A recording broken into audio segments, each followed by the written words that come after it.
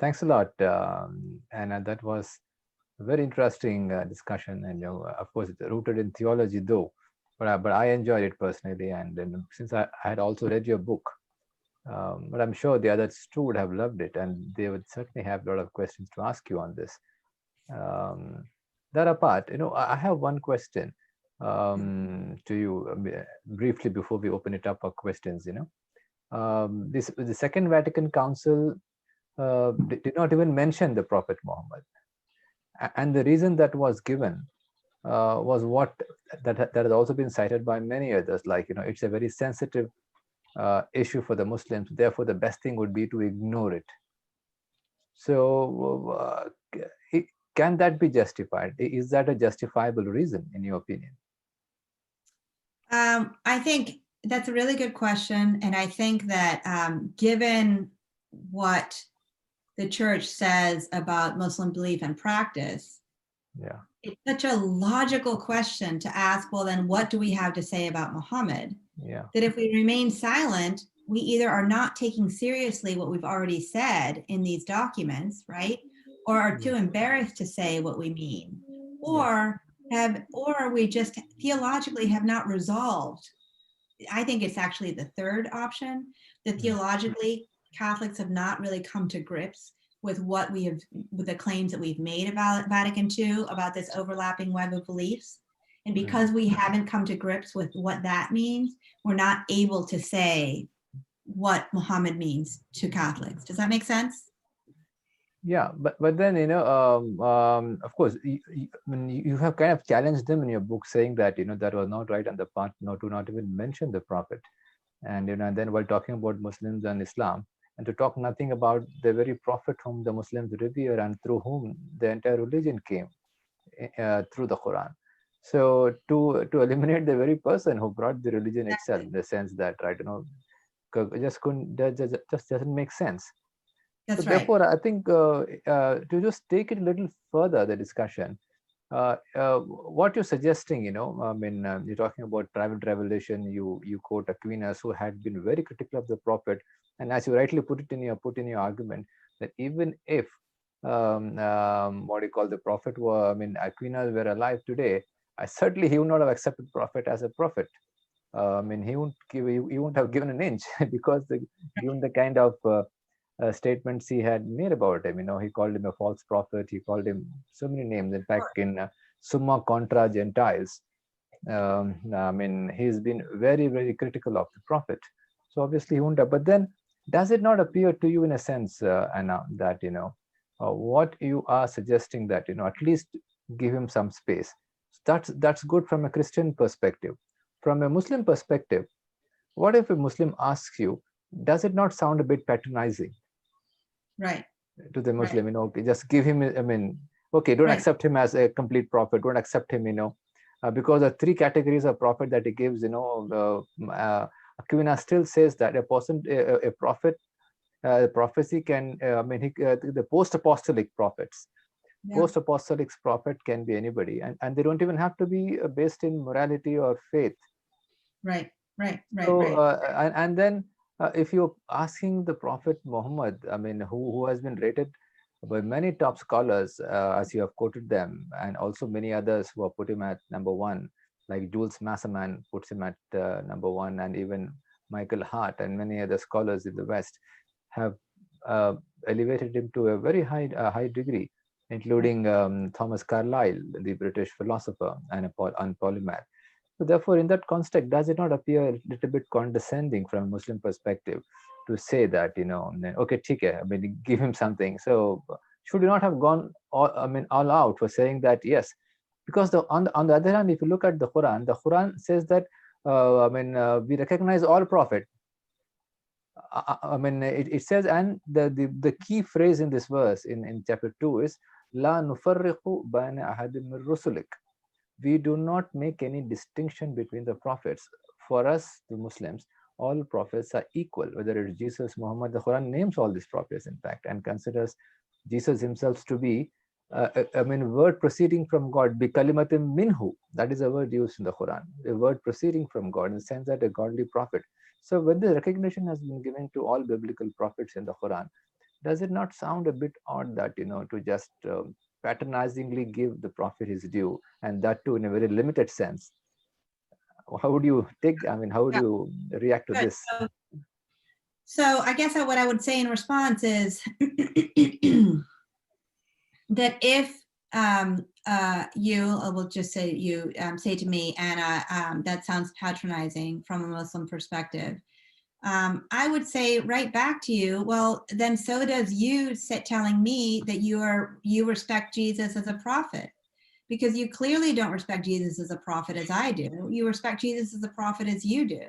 And that and when you say equal, certainly that's not the only thing the Quran says about the prophets that came before Muhammad, right? So so Muhammad is the seal of the prophets. There is a singular role for Muhammad that that Christians don't share. I think it's somewhat disingenuous for you to say that, oh, sort of the final word is that everyone is equal.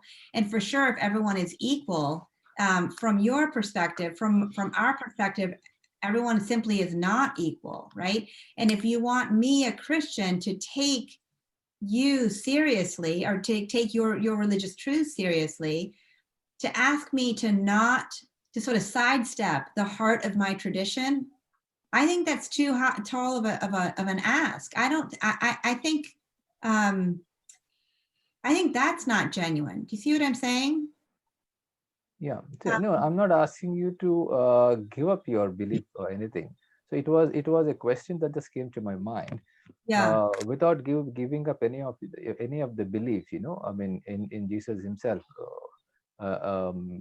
Similarly, when we Muslims say that we recognize Jesus, we don't give up any faith in the prophet himself, and Exactly. Jesus himself is equally recognized as an equal prophet. There is no, the very term that I used is a Quranic term, which is found in chapter 2, verse 285. I'm sure you would have seen that, where the prophet says, or made to say in the Quran, that we do not create or differentiate between prophets. The fundamental article of faith for a Muslim is to treat all prophets on an equal footing. So that is I'm quoting the Quran. But if some Muslims do not do that, if they say that the Prophet Muhammad is higher than others, that is not what the Quran says. The Quran says that la nufarriqu bayna ahadin min rusulik. Among all the Rasuls, all the prophets, all are same. There is no hierarchy here. This is quoting straight from the Quran. So I'm not trying to diminish any other prophet. Right. Nor am I saying to say that the prophecy of any other prophet was anywhere limited. No, certainly not. So I was just wondering, is there such a possibility in the Yeah. biblical tradition to bypass Aquinas himself? Why should it be rooted in Aquinas when the Bible itself, or rather the Christianity itself, should have been based on Christ rather than Aquinas or Augustine or anybody else who came later? So can we find, as a scholar, I'm asking you, is there any possibility of finding from any of Jesus's quotations or teachings of finding accommodating Prophet Muhammad as a prophecy, as a prophet, and his prophecy on an equal footing? Is there such a possibility from within the talking about the Gospels, perhaps? That's right. So, so it might be that you have a different practice of approaching the Quran from within your own tradition than I have of approaching Scripture from within my tradition. Yeah. So I approach Scripture from within traditions, within my own sort of tradition of interpretation that has unfolded over the last 2,000 years, right? So I don't think that there's a possible way for me to kind of sidestep my tradition and just encounter the Christian scriptures on its own terms. I think that's an illusion. I think that's a particularly modern illusion that I would want to avoid. So, even the way that you frame the question, I think I would have questions about that, right? Yeah, But but then since you, as a scholar, perhaps being a little open to such questions will also be good, in a sense that you have already challenged the Vatican II documents. These are all what do you call, high ranking or highly educated, highly qualified doctors of divinity and biblical scholars who have authored this, and yet you have come out to question that. So therefore, if somebody else questions, um, uh, puts up another question, perhaps it should be not just tolerated but accommodated, and maybe further research could be done. I mean, towards answering that question. I mean, there was no, the intention was not to debate you or challenge you in any sense. The intention was to widen the research, perhaps Sure, for a further book. That was the intention. The intention is not to put you on the mat or what do no, you no, call, challenge you. So I hope you don't take it in that sense. oh my gosh, no. And I would hope that you would challenge Yeah, me. I don't, yeah, the fact that I get kind of worked up is a good yeah, thing, right? So, yeah. See, because so this is an open discussion, of and course, I hope you understand that. I completely understand that. There's Yeah. no doubt that I Okay. understand that. There's Thank no you. offense taken or anything here. Okay. I just, Thanks a lot. I'm from Argentina. So you have to Yeah. understand. Okay. And Yeah. again, And the Pope, the present Pope is from there too, right? that's And, right. and So, an amazing person. I have the highest regard for him. In fact, sometimes I think, I'm sure I mean, people don't challenge me on that. He must be the greatest Pope in the Catholic history of the Catholic Church. well, yeah, no, An he is, amazing personality, an amazing person. So I think I have the highest regard for him. The yes, he kind of is. avenues and ways he has opened for interfaith dialogue, especially with the Muslim community, which is Yeah, beleaguered right now, I mean, under attack from all that's right. sides. No doubt. So I, at this juncture, the Pope to have come out in open support is something which is unprecedented in the history of the Catholic Church. yeah, no, Because so that sense, so I think Argentina must have a special place. I mean, in the Muslim heart, I'm sure. yes, I hope so. I hope so. Yeah, But I guess to speak to your, so just to speak to yeah, your earlier question, yeah, I do of course not suggest that this is the only way to get at this question. yeah. There are plenty of other ways to get at the question. And I've like, I know a criticism of my book came out by Christian historians of religion that said, I should have taken into account all this wide history of Christian engagement with Muhammad. And that would be a great book. It just would be a different book. I think John Yeah. Toland has written that book, as a matter of John fact. Poland, is it? Okay. I will certainly I mean, read that or get the book, try to get the book. Um, Uh, but but so there are certainly different ways to go about this question. Absolutely. But there's a particular rhetorical force that perhaps Christians would, I don't know. There's a particular rhetorical force to appealing to a pre-modern, medieval, the authoritative figure in Catholic theology. Do you see what I'm saying? yeah. So to appealing to that guy, that has particular rhetorical force. And it turns out that guy, I think, also has a really subtle account of the prophetic experience as well. So that was good In luck. fact, the Quran too recognizes what you call private revelation. There is a term for that in the Quran. It's called ilham. And Mm. in fact, the word wahi in the Quran also can also be private. For instance, Quran talks about the mother of Moses getting a wahi, I mean, getting a revelation I mean, instructing her what to do All right, with Wahid. Yeah, Moses. Yeah. So the word wahi, yeah, WAHI, wahi, is an Arabic term. Because uhiya, like, I mean, awhayna. So all these words are derivatives of the term wahi, which means a revelation, an inspiration that comes to anybody. I mean, and I think inspiration can come to anybody. In fact, Mhm. the Quran also goes on to say that the bee is inspired. The same Mhm. word is used for the bee, the honey bee. The bee is Mhm. inspired.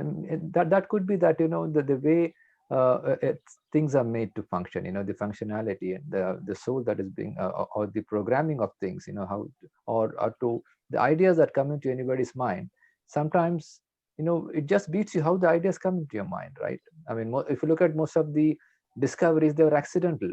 And, most of the discoveries were also due to sudden bursts of thought that comes into a person's mind, and then it leads that person towards a discovery or an invention. So all these things can also be brought under private revelation. But the revelation of the prophet himself, the Quran says it was specifically revealed. To not just the prophet for himself, but for the humanity in general. He was called Rahmatul lil Alameen, an embodiment of compassion for the whole humanity. So in that sense, and that is the same terms used for Jesus, Moses, and all other prophets and the books. The Quran makes it an article of faith to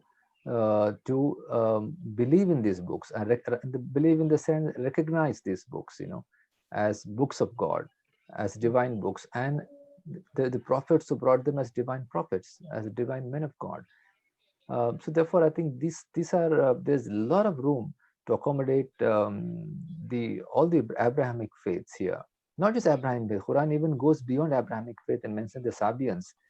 And in short, all it says, therefore, all believers, all humanity could be brought under what the Quran calls Ummat Wahida. I'm sure the same tradition is there in Jesus. Jesus spoke for the whole world. Jesus just didn't come for a small, although he may have said that I have not come to the Gentiles. But to the house of the lost sheep of Israel. But then the message itself, if you go through it, there are not just four gospels. There were several other gospels which were lost in a sense, and also some of them were pulled out in the Council of Nicaea and other councils, especially Nicaea, 325 AD.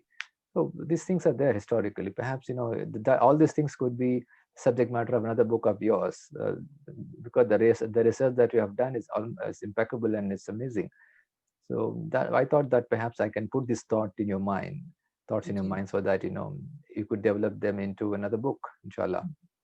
That was the idea. That was the no intention to see. The idea is we are trying to find commonalities here. We are trying to find where we could all meet. Not to find divisive elements. The idea is not that, especially in a world today. The kind of things that are happening. We need more unity in the world, not division. So in this sense, all my questions and inputs are based keeping that in mind. Of course.